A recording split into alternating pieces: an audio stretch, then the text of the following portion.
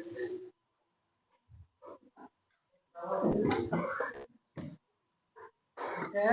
Assalamualaikum, Bu Bastian.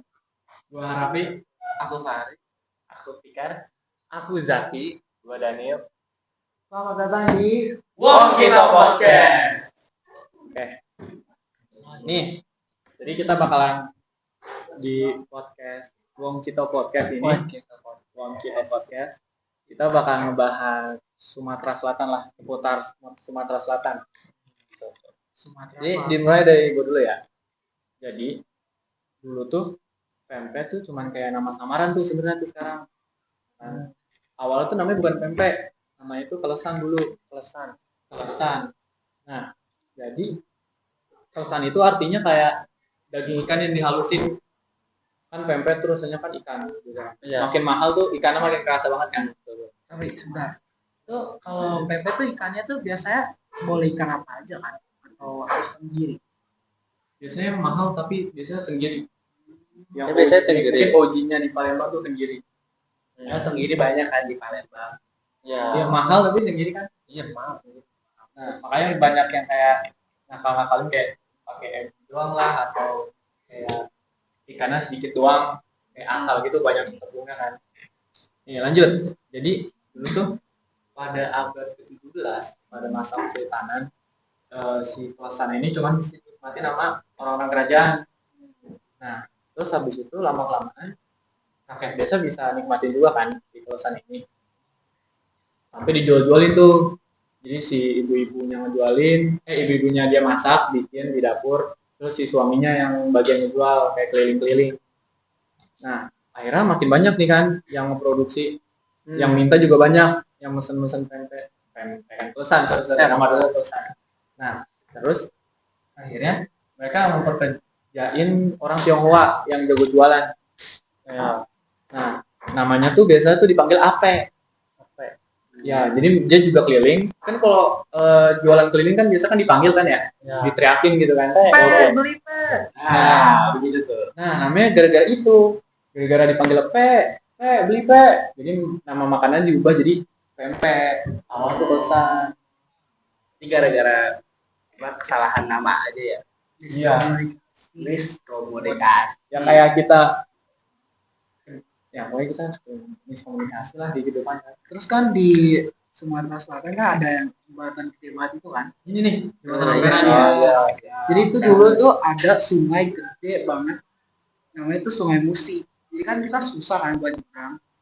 Jadi itu di zamannya Bung Karno tuh kita bangun jembatan ini pakai uang dari sapram dari Jepang kan, biar mudahin kita buat lewat-lewat lah. Jadi itu dulu namanya tuh bukan jembatan Ampera tapi jembatan Bung Karno. Iya benar nih, gue sempat dengar juga itu tuh sebenarnya kayak hadiah Bung Karno buat Palembang kan. Ya kalau nggak kayak gitu tuh dia kayak dia ngasihnya tuh dengan cara ngebangun si jembatan ini. Lanjut. Oke, gue lanjut ya. Jadi setelah itu lama-kelamaan tuh jembatannya diganti namanya jembatan Ampera. Itu kepanjangannya amanat penderitaan rakyat. Terus jembatan ini tuh unik banget.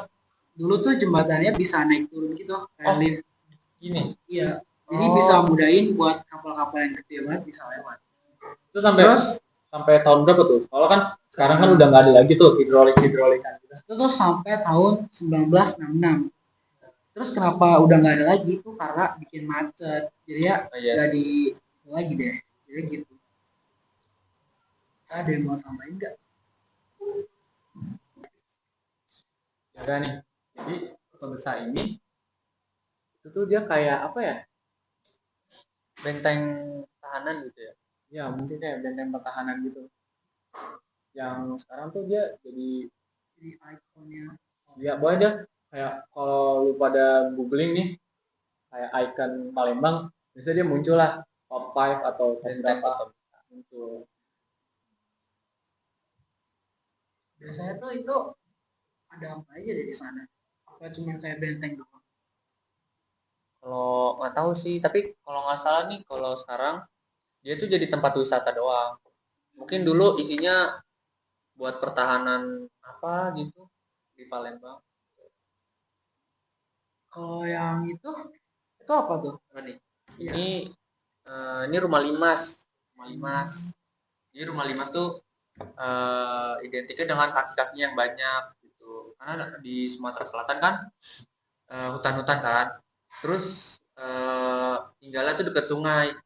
Nah, jadi kayak sering banjir lah. Jadi ini buat menghindari banjir gitu. Nah, terus kan di hutan-hutan juga kan. Jadi di hutan-hutan tuh biasanya kan banyak binatang buas kan kayak babi hutan gitulah.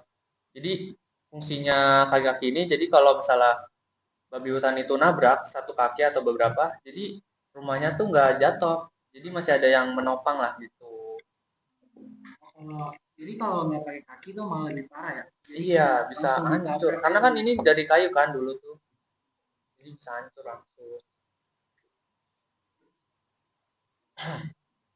Gede-gede apa? Oh ini tuh dia kerajaan Sriwijaya. Jadi emang dia bentuknya mirip mirip kayak candi. Emang sebenarnya kayak gue juga baru tahu. Kan gue kan dibayangin gue kerajaan kan kayak yang di film-film. Apa nih? Gue itu. Aduh. Jadi ini tuh kerajaan Sriwijaya. Bentuknya emang kayak candi gini.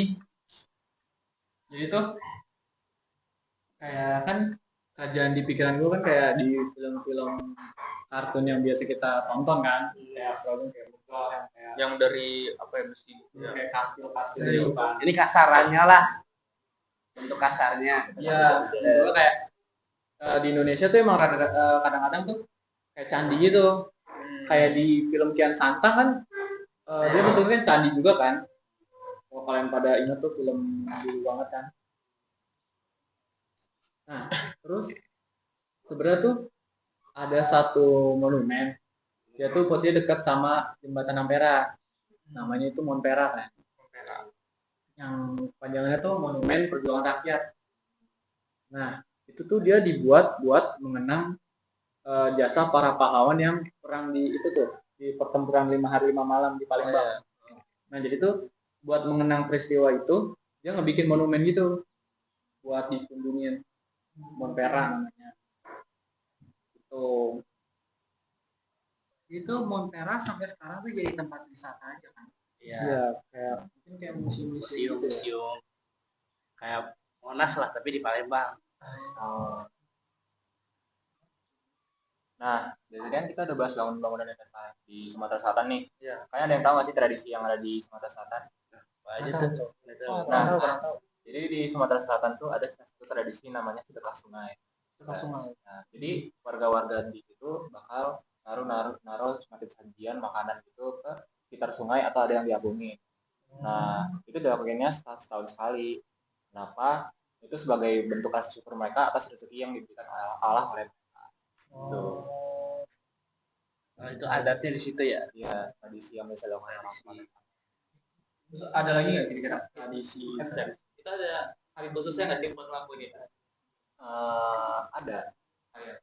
Jadi pokoknya tergantung warganya sih. Tapi pokoknya setiap tahun sekali di daerah mereka. Oh, pokoknya setiap tahun sekali. Iya. Terus ada lagi nggak selain sedekah sungai gitu? Ada.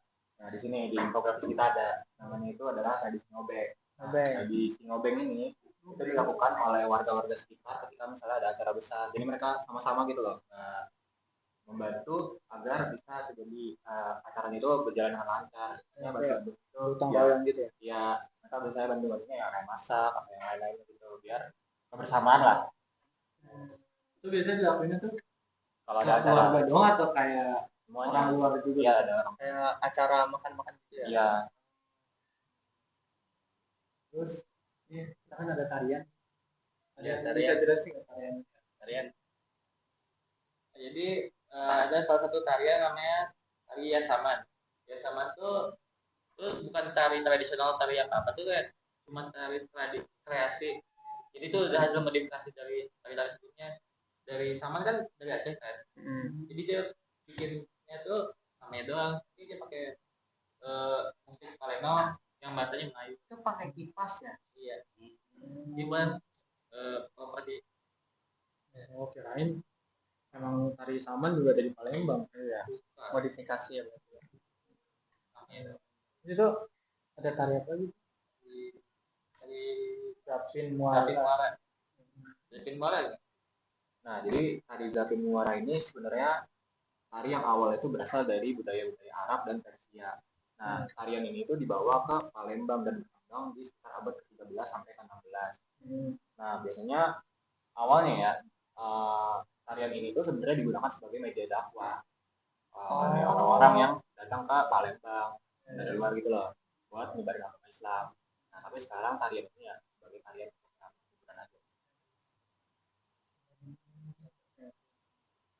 Terus tadi kan kita udah ngebahas tempe ya. Dan itu kalau dia tuh ada minuman es kacang merah ya. Itu ada bisa jelasin nggak tuh kacang merah itu gimana? Es kacang merah. Es. Oh, jadi es kacang merah tuh awalnya tuh tradisi kacang merah tuh datangnya tuh bukan dari Palembang, dari Tionghoa aslinya. Oke, yang jualan tadi ya berarti. Iya. Yang kan rame tuh kemana-mana ya.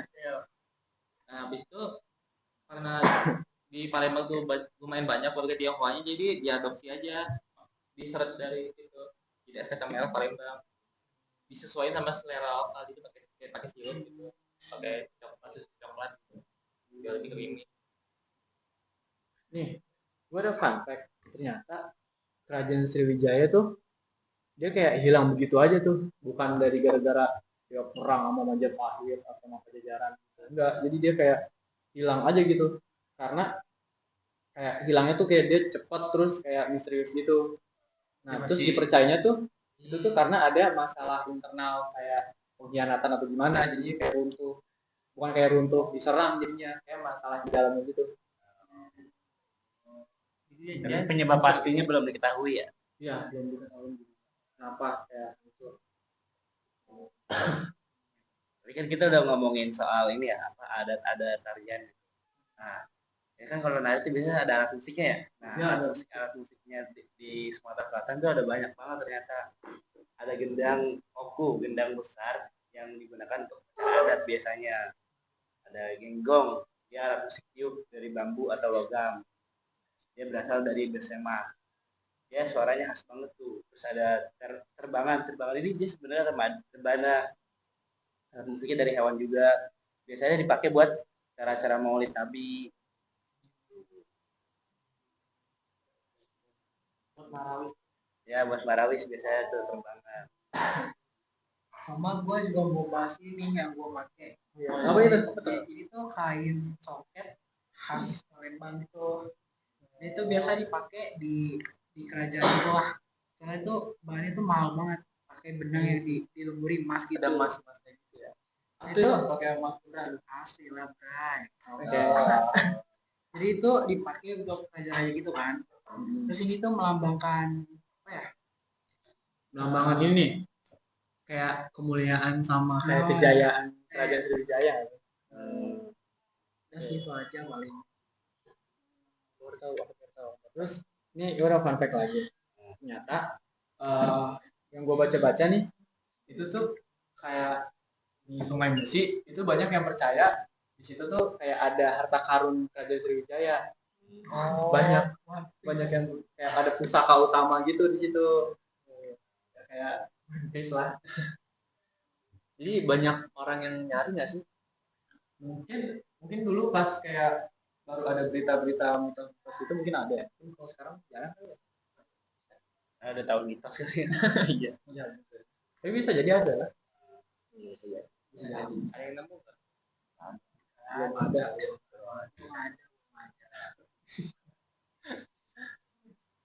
Gimana? Ini Apa lagi? Udah kali ya? udah ya. Itu berapa? Oke.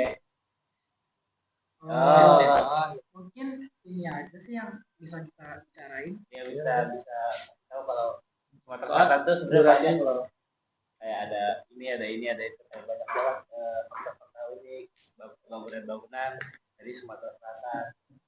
Dari kita aja kali ya. mungkin durasinya juga nggak banyak banget. Iya, durasinya nggak banyak banget. Mungkin kalau kita ceritain semua mungkin 1 jam kali ya, nggak bisa Iya, kita. 14 hari lah. Iya. Iya. Sekian lah podcast dari Wong Kita Podcast. Oh, kita Terima kasih semuanya. Terima kasih semuanya.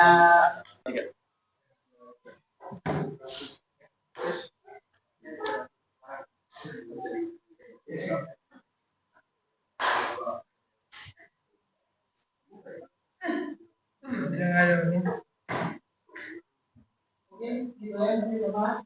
Assalamualaikum.